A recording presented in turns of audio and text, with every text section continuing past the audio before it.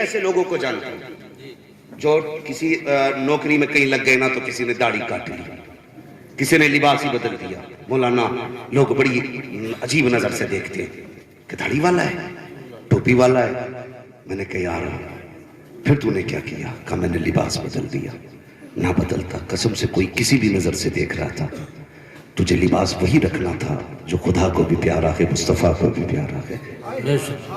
تو نے داڑھی چھوٹی کر دی, ٹوپی اتار دی. نہیں, یہ ڈاکوؤں والا لباس نہیں, یہ مصطفیٰ والا لباس ہے. ورنہ لوگ کہتے ہیں مولانا لوگ ہیں تھوڑا سا الگ کرسی کر کے. تمہیں کیا لگتا تم سے گھٹیا پہنتا ہے مولوی؟ ٹوپی اڑ رہا ہے تو اس کی کوالٹی نہیں ہے اچھی, نہیں پہن سکتا. خدا کی قسم اگر گنجائش ہوتی نا نوجوان میں لڑ جاتے ہیں, حضرت سونے کی انگوٹھی سسرال سے نہ ملے مر رہا. ہاں جی مسئلہ یہی ہے. ہماری قوم میں اگر زنجیر گلے میں نہ ڈالی جائے تو بھینس اپنی ہوتی نہیں. وہ کالر کھول کے چین دکھا کے گھوم رہا, کیا سسرال سے ملی ہے؟ ہم بھی جانتے ہیں تیری اوقات نہیں تھی کہ تو رتی بھر خرید لیتا, اس لیے گلا کھول کے گھوم رہا ہے, سسرال سے ملی ہے. اور ساسوں سے بھی گزارش ہے, اور سسر سے بھی گزارش ہے. دماد ہے تیرا, گھر دے دے, مگر کم سے کم وہ تو دینا جس کی اجازت شریعت نے دی ہے. لڑ جاتے, رشتے چھوٹ جاتے. زنجیر نہ دی میرے للہ کو, انگوٹھی نہیں تھی, ہم نہیں مانتے رشتے کو. کیوں؟ سونے کی انگوٹھی شرط ہے رشتے کے لیے. یہ بھی پہنا رہی ہے زبردستی لا کے, پہنو. سائز بڑا بھی ہے تو پھر بھی کہہ رہا ٹھیک ہے, کیونکہ فری کی ملی ہے نا. خرید کے جاتا نا 6 بار اتارتا. نہیں نہیں کہیں گر نہ جائے بھائی, ہنسنے والی تھی. فری کی ہے بھائی, ایسے مٹھی باندھ لے, گر نہ جائے. زنجیر پہن لی کری. ہم حضور والے, غلامی رسول میں موت بھی قبول ہے. یہ دعوے ہمارے. سونے کی زنجیر پہن کے سسرال والوں نے دی, مر گیا. یہ عشق حضور سے. حضور کی چوکھٹ پہ ایک صحابی آ گیا, سلام کیا. حضور نے نظر اٹھائی, ہاتھ میں سونے کی انگوٹھی تھی. چہرہ پھیر لیا, راستہ کاٹ کے بدل کے آگے سے گئے. پھر چہرہ پھیرا میرے نبی نے, اور اچانک حضور نہ اٹھ کے چلے گئے. اس نے کہا میری بات سمجھ میں نہیں, آج آقا ناراض کیوں ہو گئے؟ حضرت عمر کہنے لگے تجھے نہیں پتا تیرے ہاتھ میں سونے کی انگوٹھی ہے, حضور نے مرد پہ سونا حرام کر رکھا ہے. بے شک مرد کے لیے حضور نے سونا حرام کیا. اتنا سونا چیخ نکل گئی, پھینک دی انگوٹھی. روتا رہا. پھر جب چلنے لگا نا تو کسی نے کہا اسے انگوٹھی کو لے جا. اٹھایا, اس نے پھینکا لمبی ہاتھ سے. تو ایک صحابی نے کہا یار گھر لے جاتا, بیوی کو پہنا دیتا, بیٹی کو پہنا دیتا, مردوں کے لیے تو حرام ہے. اس نے بڑی پیاری بات کہی تھی. اس نے کہا جسے حضور نظر سے گرا دے پھر اسے ہم نہیں اٹھایا کرتے تھے. سبحان اللہ سبحان اللہ. جسے حضور نظر سے گرا دے اسے ہم نہیں اٹھایا کرتے ہیں. یہ گیا, اتنے میں حضور واپس آ گئے. فرمایا کہاں ہے میرا دیوانہ؟ یا رسول اللہ جب آپ گئے ساری بات بتائی, انگوٹھی پھینک دی. کہا پھر کیا کیا انگوٹھی کا؟ کہا حضور اس نے اٹھا کے پھینک دی. گھر نہیں لے کے گیا. کہا کس لیے؟ اس نے کہا کہ جب جس کو حضور نظر سے گرا دے اسے ہم بھی نہیں اٹھایا کرتے ہیں. اللہ اکبر اتنا کہا. کہا جاؤ میرے دیوانے کو بلا کر لے آؤ. جب صحابی بلا کے لائے ہیں, میرے حضور نے نبوت والی جھولی پھیلائی. کہتے ہیں یا اللہ میں اس سے راضی ہوں, تو بھی راضی ہو جا. اور میرے جوان سسرال کی زنجیر پہن کے سینہ کھول کے چلتا ہے, اگر سونا پہنتا ہے اتار کے رکھ دے, اور اتنا کہہ دے جس سے مصطفیٰ راضی ہے اسی میں میں راضی ہوں. قسم خدا کی, خدا بھی کہہ دے گا اگر تو میرے محبوب کی رضا میں راضی ہے تو لے, میں بھی تجھ سے تیری رضا میں راضی ہوں. زندہ باد نعرہ تکبیر, نعرہ رسالت, علماء اہل سنت, مفتی حماد رضا صاحب قبلہ, نعرہ تکبیر, نعرہ رسالت, زندہ باد زندہ باد. سمجھ رہے ہیں میری بات؟ پہنو گے زنجیر, انگوٹھی ساس نے دی, اگر سسر نے زبردستی دے دی تو بول کیوں نہیں رہے بھائی؟ پہنو گے؟ یہ وہ بول رہے ہیں جن کی ہو گئی ہے, وہ بولے جن کی نہیں ہوئی ہے. پہنو گے سونا؟ بولتا کیوں نہیں؟ پہنو گے سونا؟ انشاءاللہ نہیں پہنے گے. ہاں, اور ساسوں سے گزارش ہے, وہ جو دے رہی ہو نا 30,000 کی انگوٹھی, تمہیں پتہ ہی ہے تمہارا دماغ کتنا فٹیچر ہے. اگر فٹیچر نہ ہوتا تو مانگتے ہی کیوں؟ وہ 30,000 وہ جوڑ، ٹھیک ہے 70,000 کی گلے میں چین ہے وہ جوڑ کیوں کہ 1,00,000 روپے، اس سے حلال کا بزنس کرنا. میری بیٹی کو بھلے ہی سونے کے لقمے مت کھلانا مگر عزت اور حلال کی سوکھی روٹی کھلاتے رہنا. بے شک بے شک، سبحان اللہ. یہ کہ اپنے دماغ سے کریں گے انشاءاللہ. ایسے ناراض ہو رہے ہو کہ مولوی اپنی کر کے ہماری بھیڑ لگانے. بچو بھائی، ورنہ وہ مولوی دکھا جو تو سونا پہنے اور تجھے جنت بانٹ کے جائے. مجھے بھی دینا اس مولوی کا نمبر بھائی، مجھے بھی جنت جانا ہے. فری بانٹنے والے جب تمہیں چاہیے تو پھر ہمیں بھی چاہیے. فرق اتنا تمہیں دولت والے چاہیے اور پھر ہمیں جنت والے چاہیے. سمجھ رہے نا ساری لوگ؟ بدلو بیٹے، کچھ نہیں ہوتا یار. 4 دن پہن لے گا، 8 دن پہن لے گا اور تم بھی دے دو گے. 5 دن باتیں ہو جائیں گی. 6 تولے کی چینی ملی تھی گلے کی، اگر تو بھول جائے گا فرشتے لکھ کے رکھ لیتے. پھر وہ لٹ چلے گا بیٹے. نہ ساس بچانے آئے گی، نہ سسر بچانے آئے گا، کوئی بچانے نہیں آئے گا. اس لیے بچو ان چیزوں سے. تو ہم یہ سوچتے ہیں کہ مولوی نہیں پہن سکتے. پوچھو نا حضرت سے، پوچھو کس نے تمنچا رکھا تھا کہ داڑھی رکھ ورنہ گولی ماریں گے؟ کسی نے تمنچا رکھا تھا؟ کسی نے کہا تھا کرتا پجامہ پہننا ورنہ پھانسی لگا دیں گے؟ کسی نے کہا تھا ہم سے کہ بھائی ٹوپی اوڑھنا ورنہ گولی ماری جائے گی؟ نہیں نا، زبردستی کسی نے نہیں کی. ہم بھی 1-1.5 لاکھ کا کوٹ خرید سکتے تھے.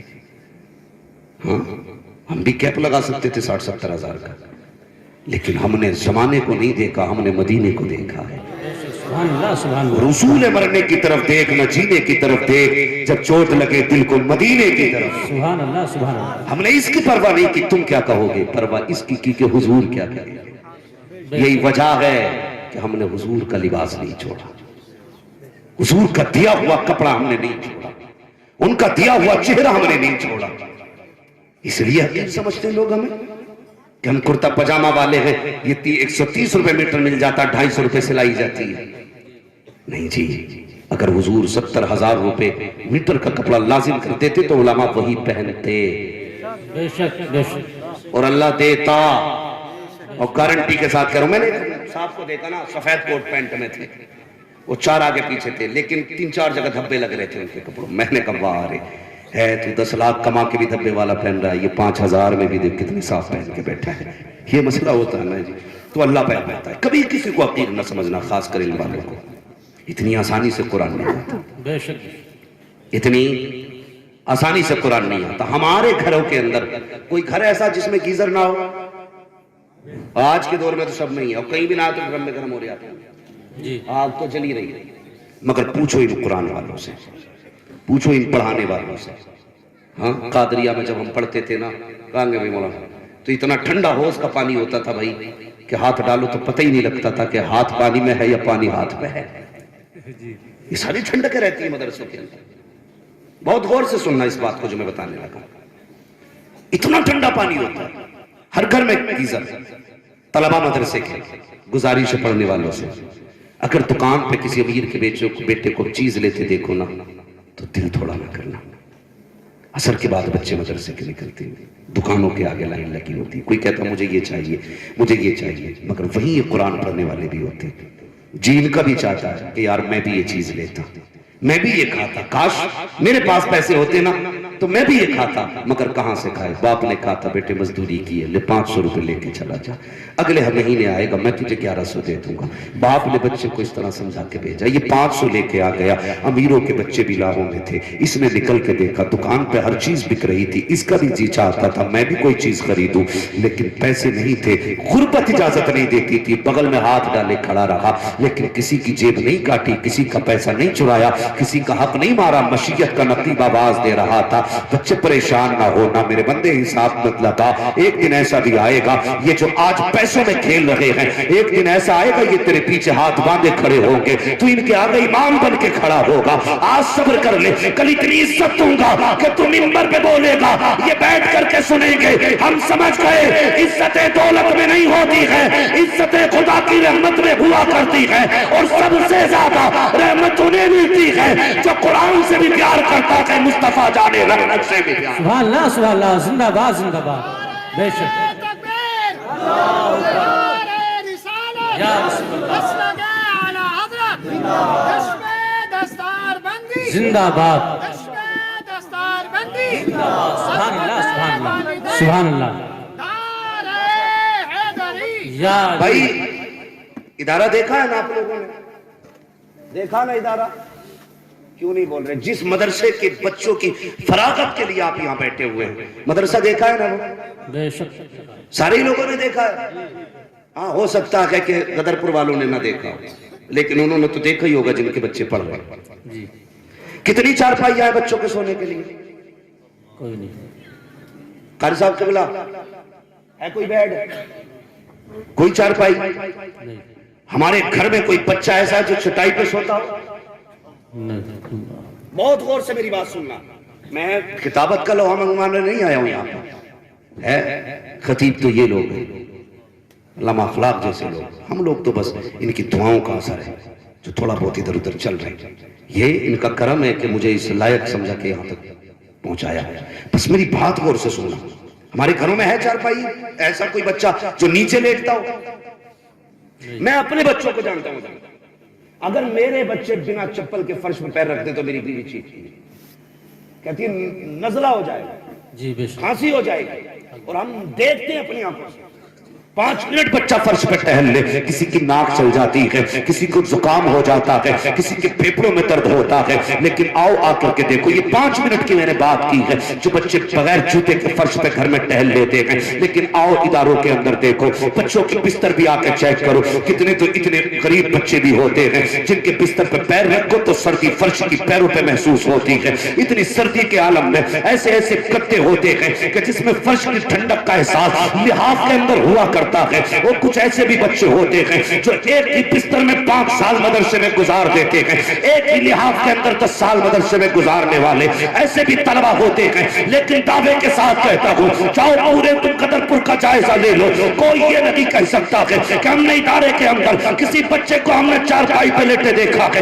بیڈ پہ لیٹے دیکھا ہے۔ جاؤ جا کر کے دیکھو، سارے بچے فرش پہ لیٹا کرتے ہیں، لیکن تمہارے بچے جب گھروں کے اندر ہوتے ہیں تو اچھے بستر پہ لیٹتے ہیں، اچھا کمبل ہوتا ہے، صبح اٹھتے ہیں، گرم پانی منہ دھونے کے لیے ہے، گرم ناشتے کے لیے ہے، گرم کھانا موجود ہے، لیکن جب یہی بچے رات کو سوتے ہیں تو فرش پہ لیٹتے ہیں، 3 بجے اٹھ جاتے ہیں، ٹھنڈے پانی سے وضو کرتے ہیں۔ آج کوئی ٹھنڈے پانی کی جگہ گرم پانی دینے کے لیے موجود نہیں ہے، وضو بھی اسی پانی سے ہے، غسل بھی اسی پانی سے ہے، لیکن چیلنج کے ساتھ کہتا ہوں پورے شہر کے اندر آپ کے کوئی یہ بتا دے قدر پور کے اس مدرسے میں کوئی اس وجہ سے مر گیا ہو کہ ٹھنڈے پانی سے وضو کیا تھا، کوئی اس وجہ سے مر گیا ہو کہ فرش پر سو رہا تھا، کوئی اس وجہ سے مر گیا ہو کہ ٹھنڈی لگ گئی تھی، کوئی اس وجہ سے مرا ہو کہ سردی سے مر گیا ہے، کوئی نہیں بتا سکتا، لیکن چلو ہاسپٹل میں کتنے لوگ دکھاؤں گا، کہیں گے شاہد 5 منٹ کے لیے زمین پہ لیٹ گیا تھا، اس کے پھیپھڑے جام ہو گئے، اس کے گردے جام ہو گئے، اس کی سانس تنگ ہو گئی، اور مجھے بتا تو سکی تیرا بیٹا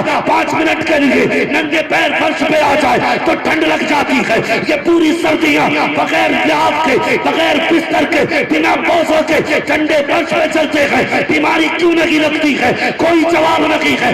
ایک مدینے سے جواب آتا ہے، نادان تو نے نہیں دیکھا جب بچے گھر میں ہوتے ہیں، بیٹا کھلا ہے کہ چھپا ہے یہ باپ دیکھ رہا ہے، پیر کھلے ہیں کہ چھپے ہیں یہ باپ دیکھ رہا ہے، اس کا سر کھلا ہے کہ چھپا ہے یہ باپ دیکھ رہا ہے، بستر ہے کہ نیچے ہے یہ باپ دیکھ رہا ہے، لیکن جب بچے مدرسے آتے ہیں تو کس کا پیر کھلا ہے مصطفیٰ دیکھ رہے ہیں، کس کا چہرہ کھلا ہے مصطفیٰ دیکھ رہے ہیں، کون ننگے پیر چل رہا ہے مصطفیٰ دیکھ رہے ہیں، کون ٹھنڈے پانی سے وضو کر رہا ہے مصطفیٰ دیکھ رہے ہیں۔ تو سنو، جب بچے گھر ہوتے ہیں تو ماں باپ بچاتے ہیں، جب مدرسے آتے ہیں تو رسول پاک بچایا۔ نعرہ تکبیر، نعرہ رسالت، علماء اہل سنت، مسلک اعلیٰ حضرت، عظمت قرآن کانفرنس و جشن دستار بندی، مفتی حماد رضا صاحب قبلہ، مفتی حماد رضا صاحب قبلہ، نعرہ تکبیر، نعرہ رسالت، زندہ باد زندہ باد، سبحان اللہ سبحان اللہ سبحان اللہ۔ یہ ہیں مدرسے، ہاں جو مدرسے میں آ جاتے ہیں وہ پھر مصطفیٰ کی نظروں میں آ جاتے ہیں، بے شک بے شک، اور جن پہ ان کی نظر پڑ جائے قسم خدا کی پھر بیڑا ہی پار کر دیتی۔ ہاں جن پہ ان کی نظر پڑ جائے۔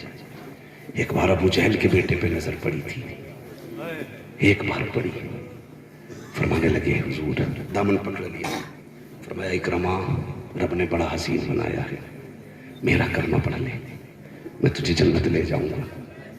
اس نے کہا میرے باپ نے مرتے مرتے کہا تھا بیٹے مر جانا محمد کا کلمہ نہ پڑھنا۔ حضور مسکرا دیے، اس لیے کہ اسے نہیں پتا تھا کس کی نظر پڑی ہے، مگر حضور جانتے تھے کہیں بھی چلا جا پلٹ کے میرے ہی پاس آنا ہے۔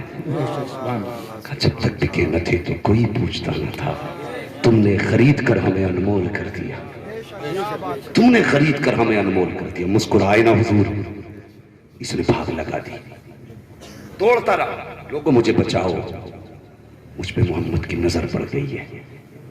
بھاگتے بھاگتے اپنی عبادت خانے میں گیا، وہ کہنے لگا میں نے آج تک پوچھا کی ہے، عبادت کی ہے، مجھے بچا لو۔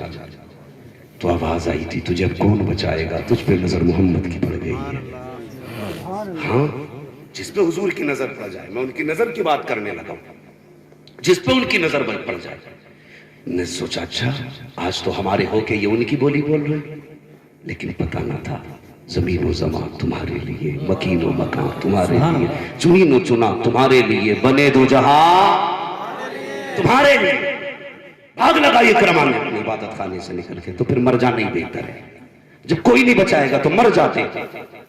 ندی کے پاس گیا، اونچے ٹیلے پہ چڑھا، چھلانگ لگا دی، اور جیسی چھلانگ لگائی نا نہر کی لہروں نے نا گود میں لے لیا، اٹھا کے کنارے پہ رکھ دیا۔ سوچا اتفاق ہوگا، پھر چڑھے اونچے ٹیلے پہ، پھر چھلانگ لگائی، پھر نہر نے اٹھایا، گود میں اٹھا کے کنارے پہ رکھ دیا۔ کہنے لگے میں ڈوبنے آیا ہوں تو ڈباتی کیوں نہیں؟ تو لہروں نے کہا تب تجھے کون ڈبائے جس پہ محمد کی نظر پڑ گئی ہے؟ وہ ڈوبا نہیں کرتے ہیں، اگر ڈوبتے بھی ہیں تو کنارے لگ جایا کرتے ہیں۔ پلٹ کے آگئے، گردن جھکا کے بیٹھ گئے۔ میرے حضور نے فرمایا اکرما اب کیا سوچ رہے ہو؟ کہنے لگے حضور اب کیا سوچنا ہے؟ مان گیا، جس کی نظر یہاں ڈوبنے نہیں دیتی وہاں جلنے کیسے دے گی؟ ہاں تو بھائی جس پہ حضور کی نظر پڑ جاتی ہے پھر بیڑی پار ہو جاتے ہیں۔ تو یہ مدرسے کے لوگ ہیں، یہ مدرسے کے لوگ ہیں، عزت کیا کرو ان کی۔ اتنی آسانی سے قرآن، بڑی تکلیف ہوتی ہے، بڑی تکلیف ہوتی ہے، اپنوں سے بھی دکھ ہے۔ فون کریں قاری صاحب علامہ صاحب، بھائی آپ کے ذمہ ادارے کی ایک رسید تھی، پچھلے سال آپ نے دیا تھا، اس بار کیا خیال ہے؟ تو کہتا ٹھیک ہے میں ذرا حساب دیکھ کے بتاؤں، کل فون کریو مولانا۔ کتنا اکڑ کے کہہ رہا کل فون کریو مولانا۔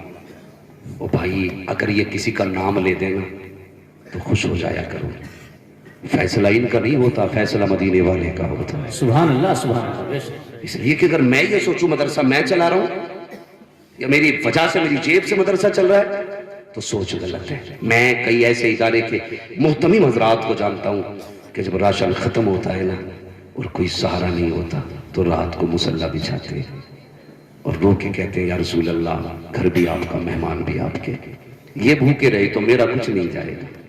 لوگ آپ کے مہمانوں کو کیا کہیں گے؟ قسم خدا کی ابھی مصلی اٹھتا نہیں ہے، خیرات مدینے سے پہلے بھیج دی جاتی ہے۔ بے شک بے شک، سبحان اللہ سبحان اللہ۔ سمجھ لیں نا میری بات؟ تو کتنی حقارت سے بندہ کہہ دیتا ہے، کہتا تھا کل آنا، بڑا گھمنڈ ہے تجھے پیسے کا، حساب لگاؤں گا۔